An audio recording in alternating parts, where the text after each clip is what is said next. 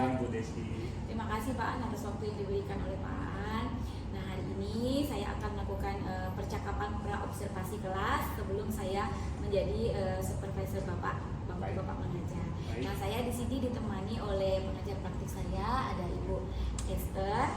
Ya, saya izin merekam ya, Pak Baik, An. baik. Pak An, tujuan pembelajaran Pak An hari ini apa Pak An?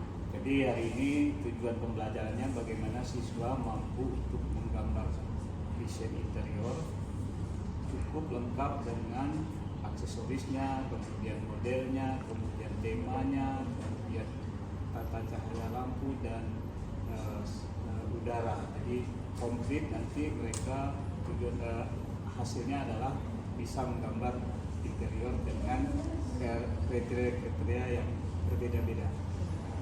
Sesuai dengan sesuai dengan nanti mungkin Bu Desi ini berdiferensiasi. Jadi ada yang bikin kamar tidur, ada yang meeting room. Jadi berbeda-beda secara penugasan.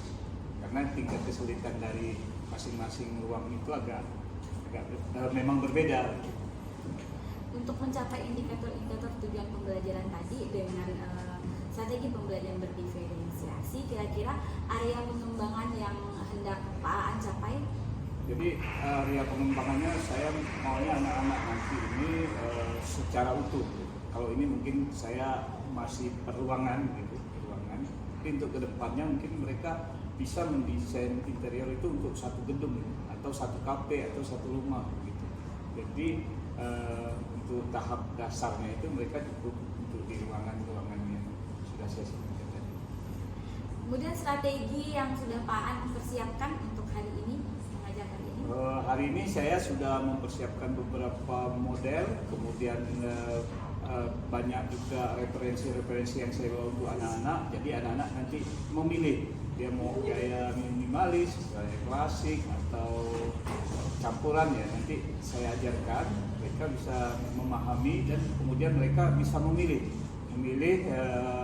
tema-tema yang saya bawakan itu strateginya. Kemudian nanti mungkin saya juga menyiapkan interiornya sudah saya siapkan. Jadi untuk mempercepatnya, jadi anak-anak nanti cukup menambahkan beberapa misalnya nih ya, di kamar tidur misalnya ada living bed kan, kemudian ada ruang make up misalnya seperti itu, ada lemari pakaian.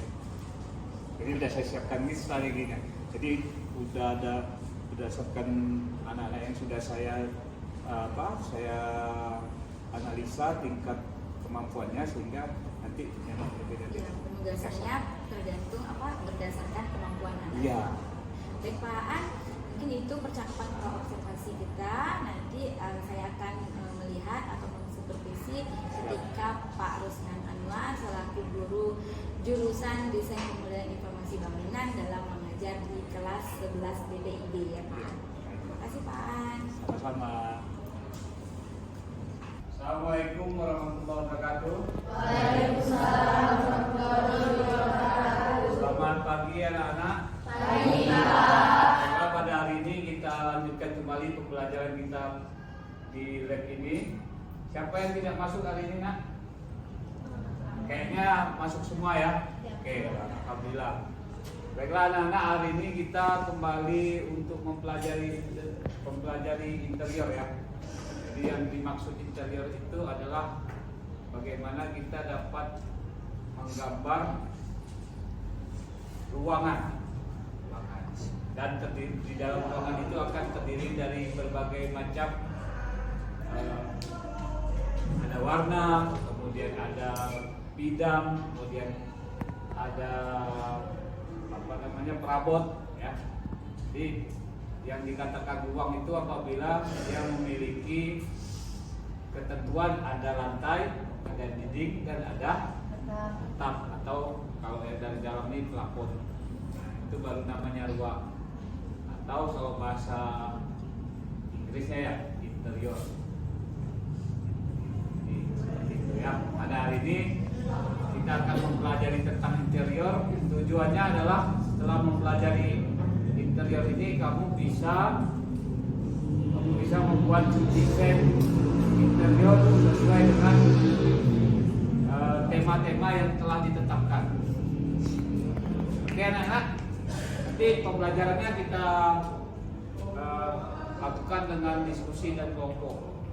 Dan tugas akhirnya adalah anak-anak bisa membuat sebuah proyek yang benar-benar bisa dimanfaatkan untuk nilai PJBL, ya, pembelajaran.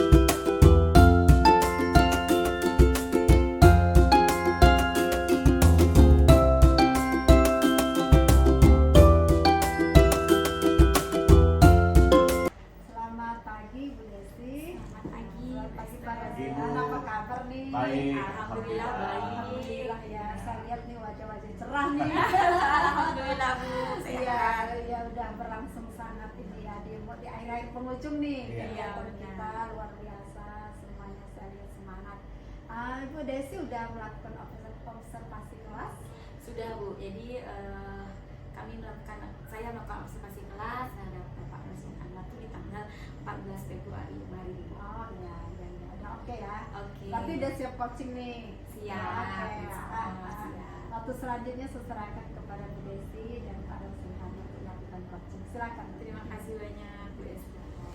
Baik Pak Rosihan, kita akan melakukan sedikit percakapan pasca observasi kelas berkenaan dengan coaching. Jadi kemarin di tanggal 14 Februari kita sudah melakukan observasi ya Pak. Bapak mengajar, saya sebagai observernya di situ.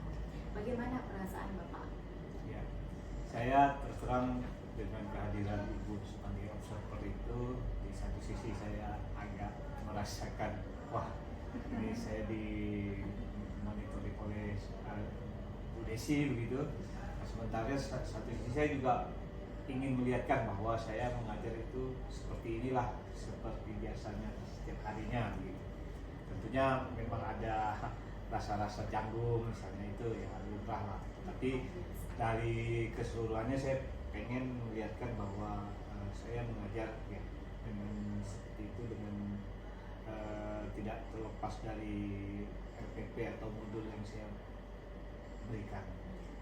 Apakah Bapak mengalami kendala-kendala Pak ketika kita melakukan proses pembelajaran kemarin Pak? Saya kira kendalanya tidak terlalu besar, hanya beberapa part dalam pelaksanaan itu ada keluar dari jalurnya gitu. Seperti misalnya saya lupa dalam memberikan apa kemarin itu Bu yang menyampaikan tujuan pembelajarannya, bukan lupa tapi agak telat gitu ya. Tapi setelah saya oh ya ini tujuan pembelajarannya harus dicapai, harus saya sampaikan.